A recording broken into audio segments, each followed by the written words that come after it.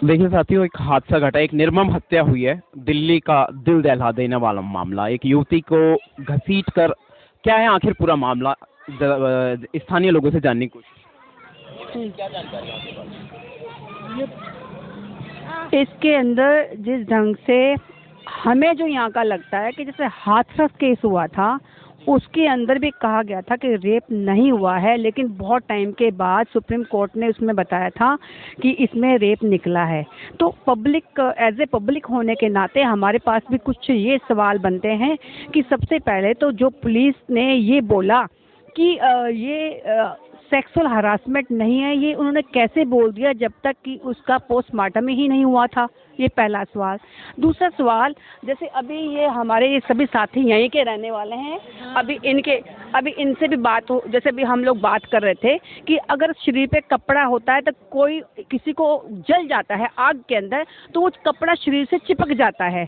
लेकिन वो लड़की, जैसे अभी उसकी जो वीडियो के अंदर उसका पूरे का पूरा ऊपर का हिस्सा नग्न है और जो साफ दिखाई दे रहा है, तो वो कपड़ा, जैकेट, कोई स्वेटर, इतनी ठंड के अंदर हर कोई पहने रहता है, तो वो कैसे उतरा? मतलब उसको उतारा गया है। सुनाई बातें हैं या प्रत्यक्षदर्शी लोग मौजूद थे वहाँ पे जिन्होंने ये हालात देखे? नहीं, इसको सभी लोगों ने वीडियो के अंदर ही फिलहाल देखा है, जो उसको दिखाया गया है उसमें नग्न जो दिखा रहे हैं उसके अंदर, हाँ वो, हाँ हाँ डेड बॉडी ही थी।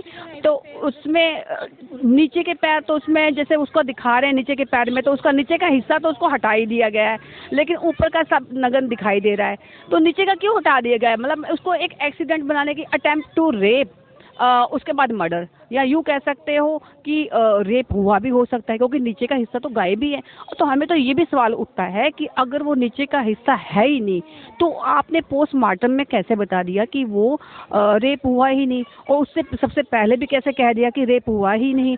तो बहुत से सवाल पब्लिक के हमारे, तो हम सेटिस्फाइड नहीं है कि ये आया है कि लगभग सभी अपराधी गिरफ्तार हो चुके इस मामले में, जो भी संबंधित लोग थे। नहीं, वो सारे के सारे गिरफ्तार हो चुके हैं, लेकिन आपको पता है निर्भया केस में कितना लंबा केस चला था।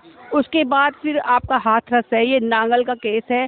ये बेटियों के साथ हम ये कह रहे, जितनी भी हमारे गरीब तबके की जो बेटियां हैं, उनके साथ जब ऐसा होता है तो उसको दबाने की कोशिश क्यों की जाती है पुलिस की तरफ से या ऊपर प्रशासन की तरफ से, जबकि उनकी आवाज़ तो ये लोग ही हैं। अगर ये लोग ही दबाएंगे तो बताइए गरीब लोगों का कौन है जो उनकी आवाज़ को ऊपर लेके आएगा? तो मैं तो थैंक्स करती हूँ जो हमारे ये पहली बार मीडिया ने इतना अच्छा काम किया है, कहना चाहिए हमें कि उन्होंने ही इस चीज़ को उभारा है, हाँ उजागर किया है, वरना इससे पहले तो केस हमेशा दबते ही रहे हैं, और इसीलिए आगे ये केस बढ़ते चले जा रहे हैं, क्योंकि उनको इतनी सख्ती से सज़ा हो ही नहीं पा रही है। आपको पता ही होगा जब ये स्वाति मालीवाल जो छोटे छोटे बच्चों से रेप होता था, उस वक्त भी फास्ट ट्रैक बनाया गया था, लेकिन उसके बाद भी हमने सोचा था हट जाएगा, पर वो हटा ही नहीं, अभी भी वही चलता आ रहा है। तो ऐसे में हम सभी जितने भी ये यहाँ के, हम सभी पब्लिक का ये कहना है कि ऐसे लोगों को सख्त से सख्त सज़ा भी मिलनी चाहिए। और देखिए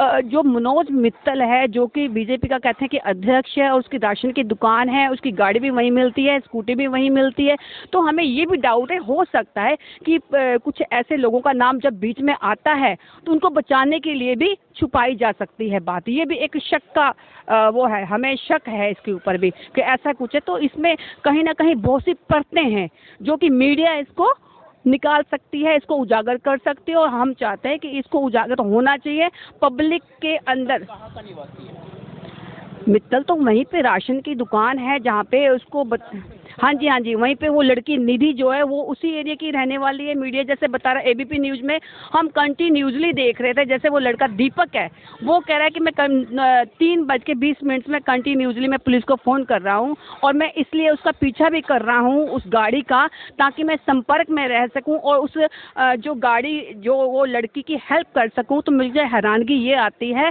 कि वो इतनी हेल्प करने की कोशिश कर रहा है। ऐसे नागरिकों को हमारा सैल्यूट है, जो ऐसे लोग आते हैं और मदद करते हैं किसी की ठंड के अंदर भी। उस लड़के को खुद भी खतरा हो सकता था, गाड़ी में इतने नशे में लोग जो ऐसा कर रहे थे, उस लड़के को भी खतरा हो सकता था, लेकिन उसने फिर भी परवाह न करते हुए किसी की मदद के लिए इतना बड़ा काम किया। तो ऐसे लोगों को तो एप्रिसिएशन मिलना चाहिए।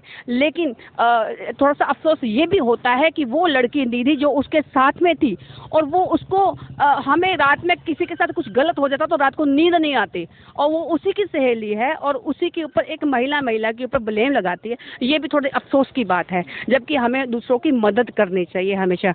और हम यही चाहते हैं कि ऐसे लोगों को ऐसा सख्त कानून बने और उनको मतलब ऐसी सज़ा मिले कि दोबारा से किसी की हिम्मत ना पड़े ऐसा करने की।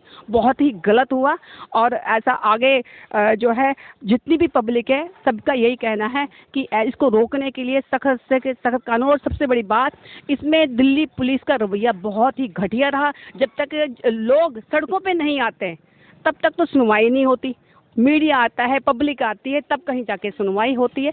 तो मैं ये नहीं कहती कि सारी पुलिस के लोग ऐसे नहीं होते, पुलिस प्रशासन में कुछ ऐसे लोग भी होते हैं जो अपनी जान को जोखिम में डाल के अच्छे काम भी करते हैं, लेकिन बहुत कम होते हैं। उनको मैं तो कहती हूँ उनको एप्रिसिएशन मिलना चाहिए आगे बढ़ के, ताकि वो अच्छाई के लिए काम करें, चाहे वो कोई नागरिक हो, चाहे वो पुलिस डिपार्टमेंट में हो, उनको तभी ऐसा कुछ होगा। और जो गलत करने वालों को सख्त सज़ा मिलनी चाहिए, उनको एप्रिसिएशन मिलना चाहिए।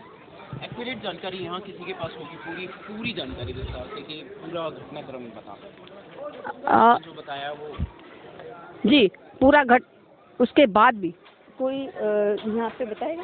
आप आंटी बताओगे? बताना तो